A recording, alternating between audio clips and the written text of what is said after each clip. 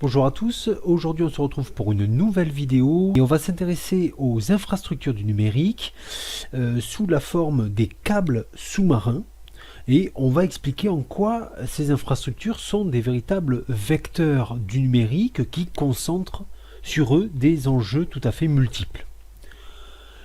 Et d'abord voyons en première partie un réseau mondial de câbles. En fait ces câbles sous-marins forment des centaines de câbles, hein. Ils sont au nombre grosso modo de 430-450 câbles sous-marins de différentes dimensions. Il y en a des très importants, des très rapides, d'autres moins, mais en tout cas ils forment un réseau de plusieurs milliers de kilomètres de fibres optiques qui parcourent le fond des océans, puisque chacun d'eux est long de plusieurs milliers, bien entendu, de kilomètres. Donc c'est un secteur stratégique de l'économie, à la fois en termes de prestations de services liés au numérique, bien sûr, mais aussi liés au secteur économique. On va en reparler, par exemple au secteur financier. En tout cas, ces câbles assurent 99,8% des communications intercontinentales, que ce soit pour la téléphonie ou l'Internet. Donc attention à l'image des liaisons satellites. En fait, les liaisons satellites sont tout à fait minoritaires dans la circulation de l'information. Du fait de ce chiffre,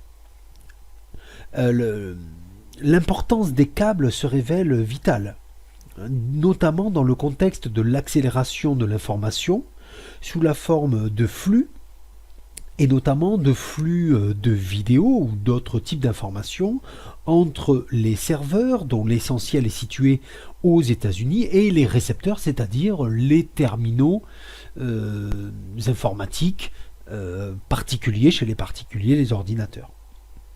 Alors, je voudrais faire un petit point sur le secteur économique, le secteur de l'information. Vous l'avez compris, il y a une accélération de l'information et ces câbles sont très importants. Mais au niveau du secteur de l'économie, on peut prendre l'exemple de la finance.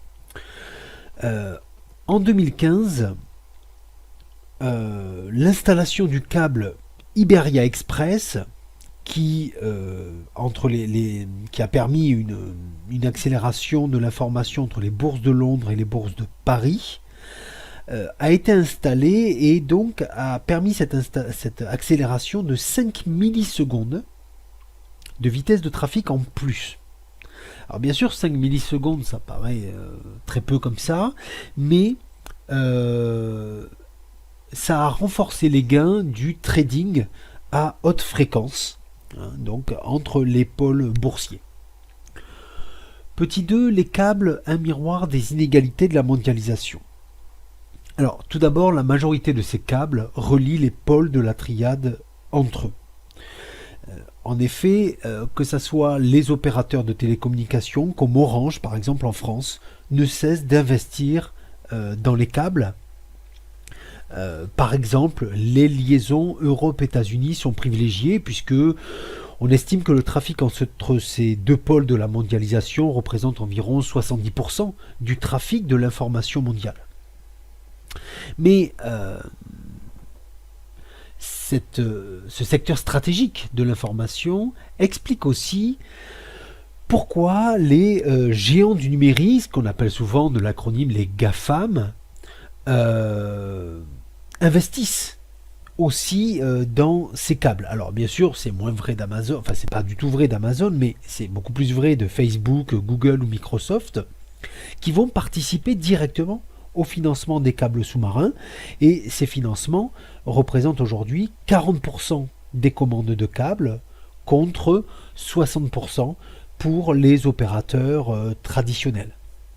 Ainsi, par exemple, en 2018, Facebook et Microsoft se sont associés pour mettre en service le câble sous-marin Marea qui relie les États-Unis à Bilbao et qui est un câble de 6600 km et d'une capacité de 160 téraoctets par seconde. C'est le câble le plus performant du monde. Un autre enjeu se situe entre les États-Unis, on va dire l'Amérique du Nord, pardon, et l'Asie. Comme le montre d'ailleurs l'exemple du câble Faster, qui relie la côte ouest des États-Unis au Japon et qui a été financé par Google et Facebook. Mais la distribution des câbles montre aussi l'émergence de certains pôles dans la mondialisation. Hein. Ainsi, l'Amérique latine est de mieux en mieux câblée, tandis que l'Afrique reste encore un peu à l'écart, même si, quand même, on assiste ces dernières années à une politique de câblage, notamment entre l'Europe et le continent africain. Mais en plus de cet aspect géoéconomique, les câbles ont aussi un aspect géopolitique, sont aussi un enjeu géopolitique, c'est ce qu'on va voir dans la troisième partie de cette vidéo. Alors, cet aspect géopolitique est extrêmement important. D'abord, d'une manière globale, il faut quand même préciser que le circuit actuel des câbles sous-marins de télécommunication reprend largement celui de la télégraphie qui reliait au XIXe siècle l'Empire britannique à ses possessions. Alors, bien entendu, comme à cette époque-là, les États vont chercher à sécuriser ces câbles, ce transit d'informations parfois sensibles. Donc on va avoir tout un jeu de surveillance des États et d'espionnage de ces États-là aussi. Ainsi, en 2013, Edward Snowden, qui est un ancien analyste de la NSA, révélait les pratiques de surveillance de la NSA, mais en faisant cela, il mettait aussi à jour le fait que le gouvernement américain se servait des câbles sous-marins pour collecter massivement les données. Donc il se connectait sur ces câbles et permettant ainsi de pirater les données utilisateurs. De même, autre exemple, en 2015, la présence d'un navire espion russe à proximité de certains câbles américains avait provoqué de fortes tensions entre Washington et Moscou. Et une des questions donc qui va se poser, c'est la fragilité de ces infrastructures, on pourrait même dire la vulnérabilité de ces infrastructures qui demandent des protections particulières.